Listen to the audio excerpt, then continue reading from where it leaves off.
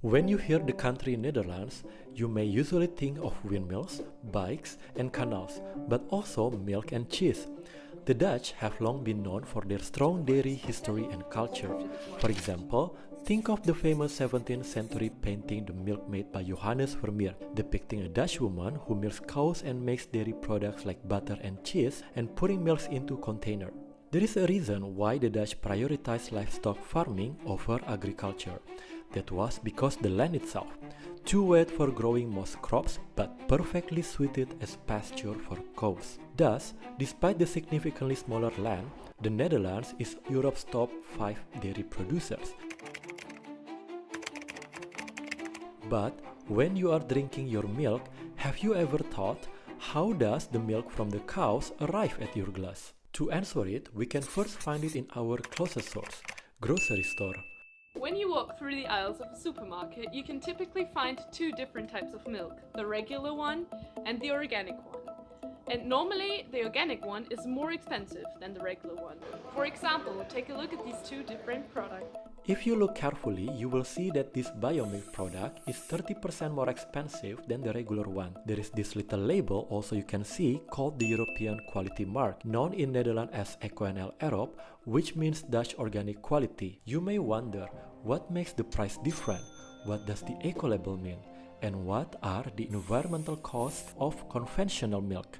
To understand it, we need to look at the first supply chain, the dairy farm, because this determines whether the milk can be labeled as organic or not. In summary, there are three main criteria which differentiate regular milk and organic milk: the food for the cows, the health care of the cows, and the living space of the cows. Conventional dairy farms feed cows grain-based diets or grass treated with fertilizers and pesticides. This can harm their digestion and degrade soil health, while organic farm avoids synthetic fertilizer and will manually remove the weeds instead of using pesticides. Conventional farms also often use antibiotics to prevent disease, while organic farm focus on better diet, hygiene, and natural treatments and will only use medicine after consulting with a veterinarian.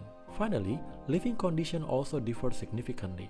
Conventional farms often confine cows in crowded, often unsanitary spaces with little access to pasture, which increase stress and sickness. Organic farms, however, mandate what we call outdoor play, at least 180 days a year, 8 hours daily, providing cows with ample outdoor time and more spacious, comfortable barns. Knowing sustainable dairy production matters because conventional farming prioritizes high milk yields, often at the expense of the environment. Excessive fertilizer and manure use contribute to nitrogen pollution, harming water, soil, and ecosystem like Natura 2000 areas. However, rising food prices in the Netherlands post-COVID have made the choice of organic food more difficult, especially for families in the Netherlands. So now, as a consumer, which one would you prefer?